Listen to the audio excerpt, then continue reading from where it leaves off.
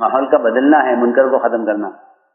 من رأى منکم منکرا فلیغیرہ بیدہ، کہ اپنے ہاتھ سے بدل دے، کہ اس کو بازار کے ماحول سے اٹھا کر مسجد ماحول میں لے آوے. اور دوسرا درجہ یہ ہے کہ اس کو زبان سے بدلے، کہ سمجھا کر عمل کے ماحول میں لے آوے. یہ ہے تغییر. کیا ہے؟ تغییر. ماحول کو بدلنا، ماحول کو بدلنا. جی ہاں، بیمار کے ماحول کو بدلا جاتا ہے گھر کے ماحول سے کہاں؟ اسپتال کے ماحول میں. جی ہاں، یہ ماحول کی تبدیلی ہے کہ نہیں علاج کہاں ہوگا؟ اسپتال نہیں ہوگا، گھر میں نہیں ہوگا.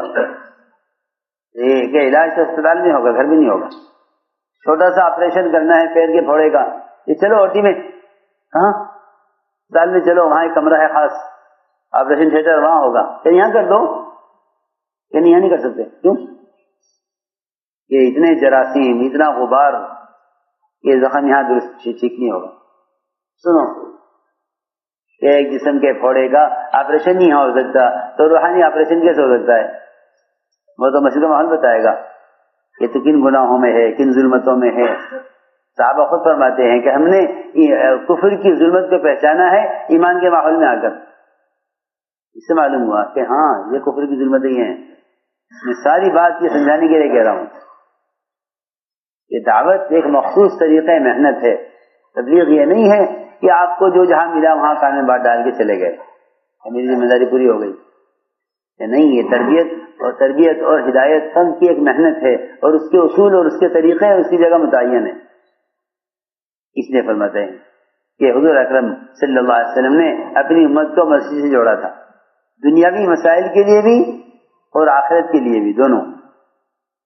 یہ بھی عجیب بات ہے کہ دنیاوی امور کا تعلق بھی مسجد سے تھا. جو بات پیش آتی تھی صحابہ مسجد کی طرف دوڑتے تھے. ایک صحابی قرض سے تنگ آ گئے، مسجد میں آ کر بیٹھے ہوئے. ابو امامہ باہلی فرمایا مسجد میں کیوں ہو اس وقت؟ عرض کیا کہ مجھ پر اتنا قرضہ ہے کہ میں اس قرض کی ادائیگی سے عاجز آ گیا ہوں. اے ابو امامہ، ہم تمہیں ایسی دعا سکھلا میں کہ اگر یمن کے پہاڑ کے برابر سونا تم پر قرض ہو تو آسانی سے اللہ ادا کرا دے. بارشیں رکوانے کے لیے، بارشیں برسانے کے لیے صحابہ ایسے آتے تھے مسجد کی طرف جیسا کیا اپنے گھر کی ٹوٹی بند کرو گے جو بارش بند کراویں، اور کیا تم گھر کی ٹوٹی کھولو گے جو بارش کرواویں. ہاں چلو مسجد چلو. ہاں مسجد اللہ سے کہیں گے، یہ سیدھی بات ہے.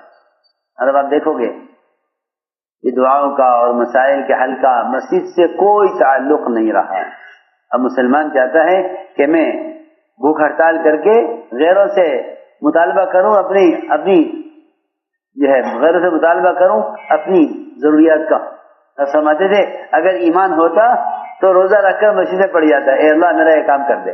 ایمان نہیں ہے، اس لیے وزیر کی کوٹھی پر پڑھتے ہیں بھوک ہڑتال کر کے. مسلمان کیا کرتے ہیں؟ وزیر کی کوٹھیوں پر. مسلمان کہاں؟ وزراء کی کوٹھیوں پر.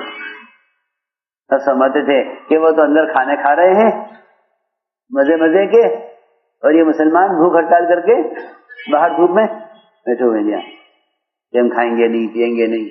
بھوک ہڑتال کہیں کے لیے کہ ہمارے مطالبے پورے کرو، اور تو کوئی اثر نہیں ہے. سمجھتے تھے کہ ایسے مسلمانوں کے لیے یہاں بھی بھوک، آخرت میں بھوک. ہاں جی ہاں، سیدھی بات ہے کہ مطالبہ ہے ہی نہیں کسی سے اللہ کے سوا. جو اللہ کے گھر میں آئے وہ اللہ سے مطالبہ کرے. جی ہاں، جو وزیر گھر میں جائے گا کہ وزیر سے مطالبہ کرے گا. تو سمجھتے کہ ایمان نہیں ہے، اس لیے بھوک ہڑتال کر کے وزیر کی کوٹھی پہ دھرنا دیں. اگر ایمان ہوتا تو روزہ رکھ کر کہاں پڑھتے؟ آ کر مسجد میں. اللہ میں تیرے گھر میں پڑا ہوا ہوں، تو میرا کام کر دے. تو صحابی نے آ کر کہا دروازے پر سامنے کے مسجد نبوی میں سامنے کے دروازے پر کہ بارشیں بند ہو گئی ہیں، جانور ہلاک ہو رہے ہیں، کھیتیاں سوکھ گئی ہیں. ابھی آپ نے ہاتھ نیچے نہیں کیے تھے دعا سے کہ بارش شروع ہو گئی. 1 ہفتے تک سورج نظر نہیں آیا، 1 ہفتہ بارش ہوئی، ضرورت پوری ہو گئی اور صحابی دروازے پر آئے کہ بارش بند کرائیے. بارش بند کرا دیجیے. اور صحابہ فرماتے ہیں کہ ہم نکلے مسجد سے دھوپ میں چل رہے تھے. جی ہاں، سمجھتے تھے کہ اللہ کی ذات عالی سے براہ راست فائدے اٹھانے کے لیے راستہ یہ دیا گیا تھا. اللہ کی ذات سے براہ راست فائدے اٹھاؤ. کہ اس امت کو مسجد جوڑا گیا تھا اللہ کی ذات سے براہ راست فائدے اٹھانے کے لیے.